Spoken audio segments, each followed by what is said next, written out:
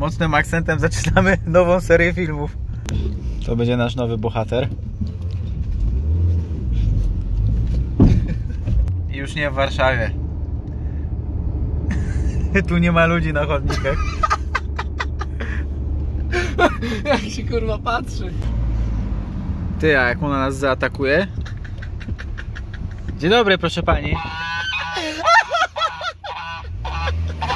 Wiedziałem, że to... Jebana, jak się odezwała. Jak już pewnie wiecie, Mini wyjechało z salonu i zajechało do warsztatu Przemka. Siema Przemo. Siemanko. Powiedz mi w ogóle, jak się czyta twoją nazwę warsztatu? No, różnie to bywa. Generalnie jest to Shivers Garage. Różnie to ludzie właśnie próbują wymówić dokładnie. Shivers. Shivers. Słowa shivers, czyli dreszcz po angielsku. Tłumaczyłeś mi to. Kiedyś stworzyłem muzykę właśnie i tak jakoś mi zostało. Okej, czyli, że tak powiem, natchnienie muzyczne. Powiedz mi, co będziemy robić u ciebie w warsztacie? Co będziemy robić w moim warsztacie? No podnosić tobie moc, że tak powiem. Dojebiemy boostu. Dojebiemy boost. Znamy ten tekst. Tak. Co w ogóle, jaki mamy plan? Bo tak, specjalizujesz się w miniaszach, tak? Tak, tylko i wyłącznie robię tylko ten model R53. Jest tam kilka generacji, już tam widziałem w komentarzach, że różne komentarze. No właśnie, może wytłumacz, jak to jest, bo tak, R53 to jest tak jakby jakaś taka podnazwa tego modelu, tak? Jakie to są roczniki, jaki to jest silnik? R53 to jest pierwsza generacja, pierwszy model. On był produkowany od 2001 do 2000. To jest ten pierwszy współczesny, co nie? Bo tam... Tak, pierwszy współczesny. To nie jest auto Jasia Fasoli. Nie, to nie jest auto Jasia Fasoli. No nie. Od 2000 roku, albo 2001, coś takiego, do 2008, nie Cabrio, do 2006, a Cabrio jeszcze pociągnęli 2 lata. Później zaczęła się druga generacja, R56. Tak? Właśnie taka zniesławiona, że tak powiem, silnikiem Peugeota albo Citroena, z tego co pamiętam. Od którego roku? Od 2006 generalnie. Aha, okej. Od 2006 do 2014, coś takiego, a później już jest trzecia generacja, seria F. I ten silnik od 2006 to jest od żabojadów, tak? Tak, od żabojadów. I on już jest na turbinie, czy kompresor? Na turbinie. Na turbinie. To jest tragedia, bo tam wszystko się pierdoli. A czym się różni R50 od R53? R50 jest bez doładowania, czyli wolnossący. Czyli to jest ten sam rocznik? Ten sam rocznik. Tylko inny silnik. Tak, znaczy silnik ten sam, tylko inna kompresja. Aha. Generalnie blok ten sam i tak dalej, bez kompresora. Mówiąc w skrócie, to jest Cooper, a nie Cooper S, tak? Tak, dokładnie, Cooper. Jeszcze był chyba One. One.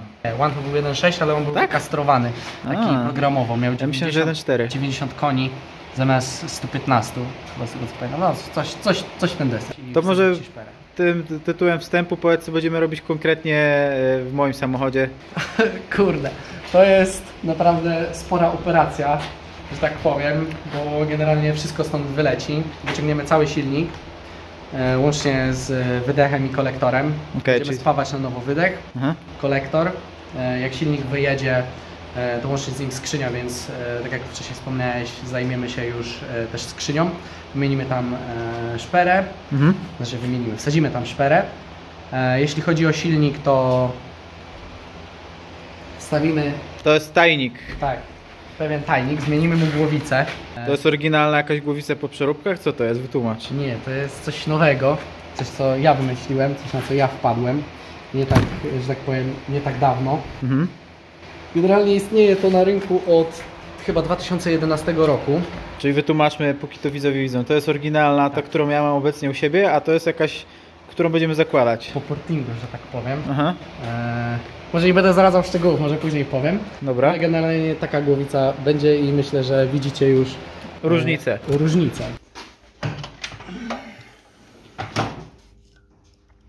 Port tutaj ma 49 mm szerokości. W tej głowicy jedynie 42. Więc to jest spory, tak powiem, duża różnica. W dodatku port jest inny, jak widać. Inny kształt ma. Jak jest okrągły, a nie prostokątny. Ja nie wiem, kto wpadł na taki genialny pomysł tam w fabryce Triteka. Tak, widać, że tutaj są takie jakby kanały. Tak, jest prosty strzał na on jest tutaj, a tutaj to naprawdę... płaski. To jest strona wydechowa, tak? Tak, to jest strona wydechowa. I pali tyle, i to szczególnie, gdy się go strasznie pałuje. że ma bardzo małe porty wydechowe. Nie. Baby port. Ile tu wyszło? Około 34 mm szerokości ma, No. a tutaj jest 40. Wow. Jaka jest konsekwencja małego portu? Wytłumacz, bo to ma związek właśnie ze spalaniem. Takiego portu, że strasznie rosną temperatury na wydechu, EGT. No i tutaj, że EGT tak strasznie rośnie, to postanowili sobie podlać ten silnik bardziej benzyną. I pierwsza jest różnica w rozmiarze i jest jeszcze różnica w zaworach. Może od razu pokażę. Suwmiarka w łapę. Co to są za zawory? To są zawory wydechowe, Okej. które mają 23,3 mm dokładnie. Okej. Według fabryki. A te, że tak powiem, na oko. A w sumie mogę wciągnąć jeden.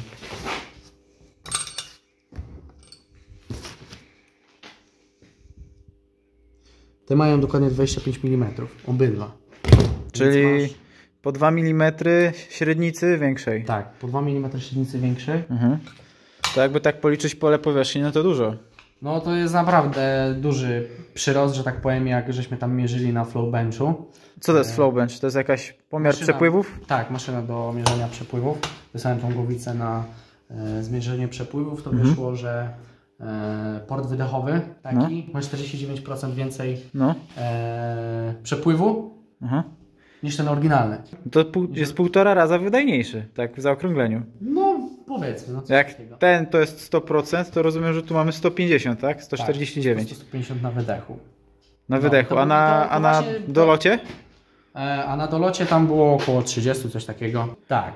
No i to powoduje to, że mamy mniejsze też temperatury na wydechu, że ta głowica się tak nie grzeje. Stokowy jest strasznie zalany. Okej. Po tuningu się celuje mniej więcej w 11,5 AFR. Mhm. Dzięki tej głowicy jaki uzyskamy potencjał? Trudno generalnie powiedzieć, jaki uzyskamy potencjał. Bo tak jak mówiłem, to jest centralnie na tej. To jest coś nowego, ale na wcześniejszych projektach, na tej głowicy po portingu, czyli powiększanie tych kanałów.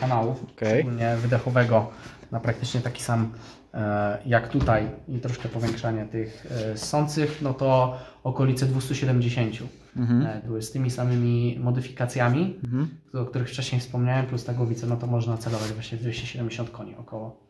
Co jeszcze chcemy tutaj zmienić? No wałek rozrządu na pewno, bardziej sportowy. Okej. Czemu się różni od oryginalnego? Różni się on od oryginalnego tym, że ma inne krzywki. Co to jest krzywka?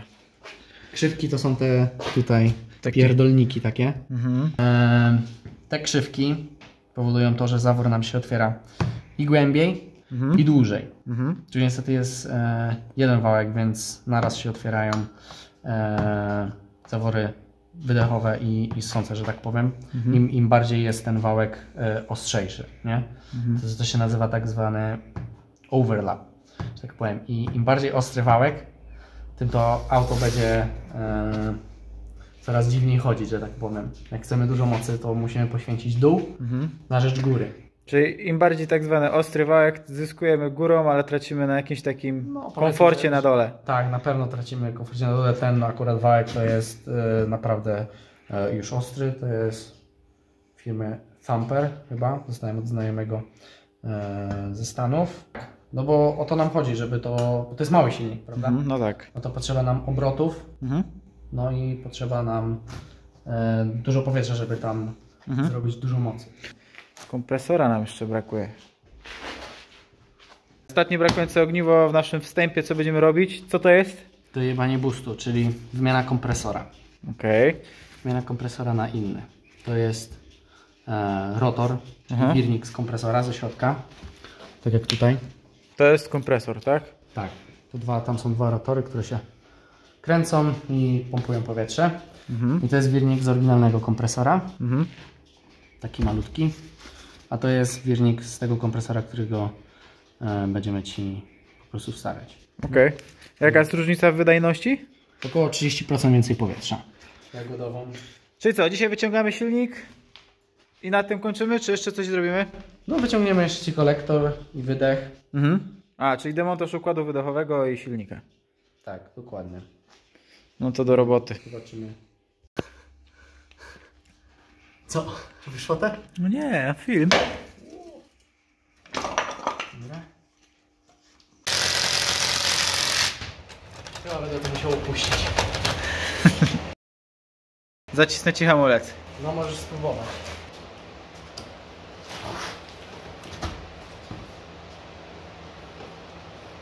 Ja pierdolę. Dobra, trzymam teraz.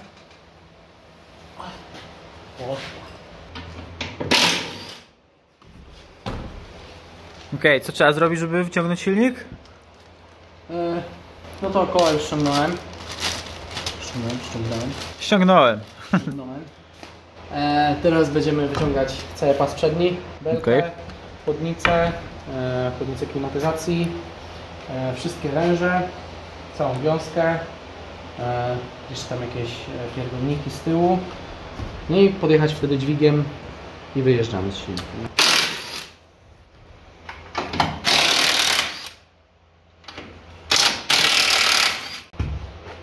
Coś tu trzyma, powolutku. Skończyć pytanie, na dziesiątkę schowaj. Tak wygląda praca, jak się chce jeszcze nagrać coś na YouTube'a. Trzymaj.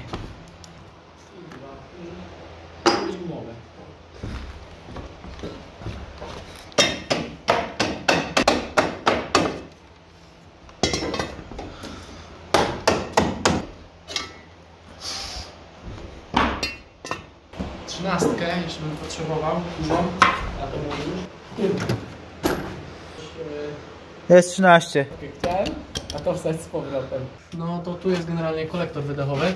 Tak jest. Tu jest kolektor wydechowy, a tu zaraz pod nim jest pompa wspomagania. No i chcąc nie chcąc to i tak się wszystko nagrzewa. Aha. I po prostu z czasem pompa dostaje w dupę, tam o-ringi padają i zaczyna cieknąć. To samo te węże tutaj obok niby mają tą osłonę, no ale już po 10 latach są z kamienia. Musimy się na całą górę, żeby wiązkę wytargać, czyli intercooler. No i w zasadzie tylko intercooler. Kuler ściągnięty. Tak, kuler ściągnięty. Wyciągniemy teraz wtryski. Włączymy listwę paliwową. Uwaga, bo tryśnie. Uwaga, bo tryśnie. No.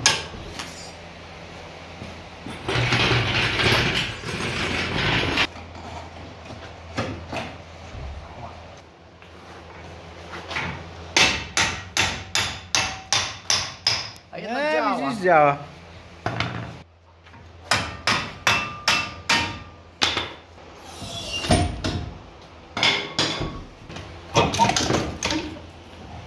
Coś tam połamałem? Nie, Zajebiście. tak miało być. Tak, tak miało być dokładnie. Ile mi to zajęło? No, 3 godziny? no nie, no 2. Naprawdę? Nie, 3. chyba z 4. Kurwa. To przez te twoje śruby zajebane. Silnik wyciągnięty. Tak, silnik kurwa wyciągnięty. Po co my to zrobiliśmy, powiedz? Po długiej batalii. No zapomniałem powiedzieć. Bo najważniejszą kwestią przed dodaniem mocy jest sprawdzenie generalnie stanu silnika. Co będziemy rozbierać? No głowicę i tak na pewno ściągamy, no bo wymieniamy. Mhm. Wymieniamy też śruby korbowodów na ARP, żeby można było więcej obrotów dopierdolić, żeby tam się nic nie rozleciało. Jakie będzie max ten ogranicznik? 7800. Przy 8 zaczynają się dziać problemy z olejem i nie chcę po prostu ryzykować, że coś ci się tam rozpierdoli w środku i narobi większych szkód. Nie no, to przy okazji właśnie powyciągamy te tłoki, sprawdzimy no już kompleks, nie? Sprawdzę, w jakim stanie są cylindry, pomierzę wszystko, tak dalej, panewki. Ten silnik ma jakąś bolączkę swoją? Jakieś słabe miejsca? Wycieki. Od czego zaczynamy? Od ściągnięcia głowicy, nie i tutaj całego osprzętu naokoło. Tu wiązkę jeszcze muszę ściągnąć. Właśnie wykręcam pierwszy map sensor, bo ma 2. Jak to zrobię? No to ściągniemy głowicę, później skrzynię biegów. No i tyle. Spuszczamy olej. O! Mniam! Ej, Dlaczego gęsty. taki czarny, kurwa? Nic nie ma, czyściutki. Dziwny kolor. No, pomalowane z fabryki. Kurwa, jeszcze takiego nie widziałem. Wszystkie są zardzewiałe. Auta ze Szwajcarii, kurwa. Czysty. Kurwa, chyba ktoś wymieniał. Zobaczymy, czy o kompresor się ktoś jeszcze zatroszczy, bo w kompresorze też jest olej. Nie? A jak jest w wymieniaczach? Jak często trzeba go wymieniać? W kompresorze? No. No za 50 000, chyba coś takiego. To jest oddzielny układ? Tak, to jest oddzielny układ. Mamy dziada. Tego ustrojstwa się pozbywamy. Wypierdalamy to. Generalnie tego, o kurwa, panie. Cóż to się stało? Chujowo. Tak jakby kurwa wtrysk nie działał trochę, no bo porównując ale kurwa oj. No centralnie jakby wtryski miały jakby trochę ograniczoną wydajność. Aż takich brudnych głowic to ja nie widziałem z oleju, z nagaru, nie? No i to duże w zasadzie. Nieciekawe. No trochę wygląda jak R56, który ma bezpośredni wtrysk. Generalnie tutaj powinno być czysto, a jest brudno. Tak jakby wtryski miały jakby ograniczoną wydajność i nie zmywały tego całego oleju z odmy. Nie wiem, zobacz jak tutaj leć coś. Nie no, tu jest w miarę czysto, ale głowica jest brudna, szczególnie trzeci cylinder. No, takiego czegoś na pewno no, nie widziałem takiego jeszcze czegoś i to nie jest normą, że tak powiem. Piękny zapaszek. Chcesz pomagać? Ładnie, czysto. Czysto. Na razie tragedii nie ma. No.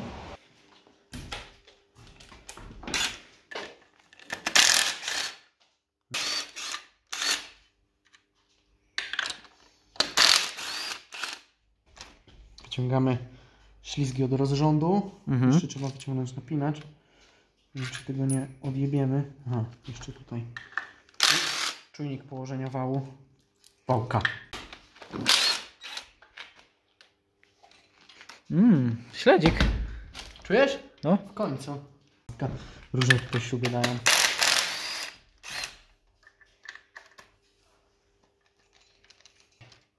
Poszło.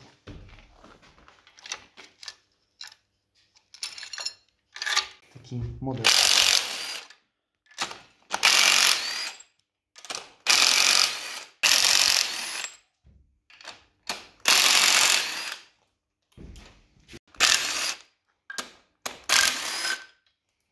No i kurwa możemy ściągać. Tak mi się...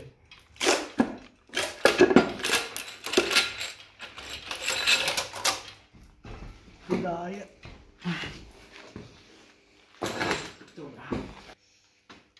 Jakiś komentarz do sytuacji? Klasycznie. Nic nadzwyczajnego. Nie, nic nadzwyczajnego. Trochę nagaru, ale w normie. Że tak powiem, mam gorsze, widziałem gorsze tłoki. Nie no, tutaj raczej nic nie ma w obrębie tych kanałów olejowych. Tylko tam starą uszczelkę trzeba będzie złapać, bo chyba nie będziemy ci szlifować bloku, bo nie ma po co, sprawdzimy tylko czy jest równy w miarę. Będzie dobry.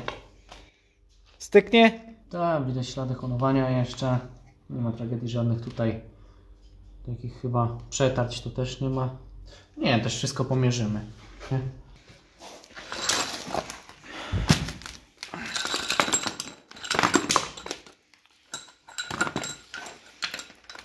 Takie jakieś trochę mokre. Dziwne. Czym to może świadczyć? O czym? Że lubisz łapać olej.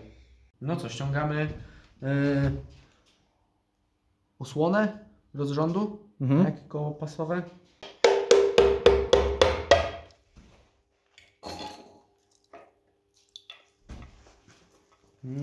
Silikon. Wy nawet nie wiecie jak tutaj jest zimno. Wcale nie.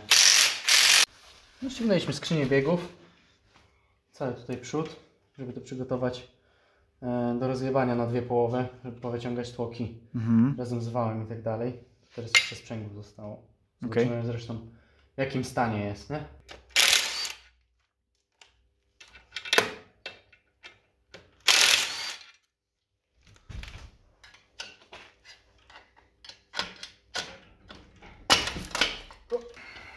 Jak wygląda sytuacja na froncie?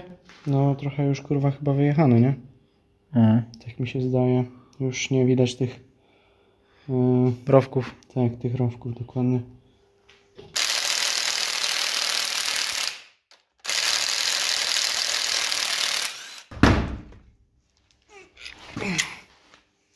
No z 10 kg jak nic. Fu. Znowu ten zapach. Wydechu się nie udało ściągnąć ani kolektora. Czyli co, ściągnęliśmy silnik celem rozebrania go na części pierwsze. No tak, już jest tu w miarę rozebrany. Zostało miskę ściągnąć. Wtedy wał ściągniemy. Jakieś spostrzeżenia po dzisiejszym dniu? Tylko ta głowica, nie? Coś cię tam martwiło z tryskami. Która była brudna. Tak, no wygląda na to, że po prostu jakby miały... jakby nie działały na pełnej wydajności swojej, nie? Ale to o czym to może świadczyć? O, że tak powiem, nie wiem, jakichś uszkodzonych wtryskach? No wiesz, no wtryski wraz z czasem też tracą swoją wydajność i tak dalej. No, mogło się takie coś stać, albo nie wiem, albo przez uszczelniacze leciał olej i dlatego też jest on na zaworach sących po drugiej stronie. Bo w samym silniku nie widać, żeby to było jakieś turbo mokre, czy coś, jest lekki nagar, ale to jest całkowita norma. Tak jak mówiłem już wcześniej, widziałem gorsze przypadki. Co jest następne w kolejności? Co jest następne w kolejności? No rozebranie tego do końca i później się zobaczy. Pomierzenie tego wszystkiego, sprawdzenie stanu panewek. No prawdopodobnie je też wymienimy. Główne i korbowodowe. Szczerze mówiąc, jak tu już jesteśmy, to też bym wymienił pierścienie na tłokach. No, czemu by nie, bo generalnie im dalej idziemy, tym coraz więcej pojawia się problemów, luz między pierścieniami. No na przykład tu jest 0,20 i przy dużym buście to potrafi być problemem, że tam już na przykład jak się rozgrzeje, już będzie praktycznie na 0. Jak takie coś się stanie, no to będziemy mieć stuk, będzie boom. Czyli co, na dzisiaj kończymy. Co mieliśmy zrobić, zrobiliśmy. W następnym odcinku ciąg dalszej rozbiórki silnika, jakieś decyzje, co wymieniamy, co się stało. Pomalujemy chyba ten blok i tak dalej, jak już mamy tak robić, jak już jest wyciągnięty. Pozdrawiamy widzów. Mam nadzieję, że pierwszy odcinek serii się podoba. Dajcie znać w komentarzach.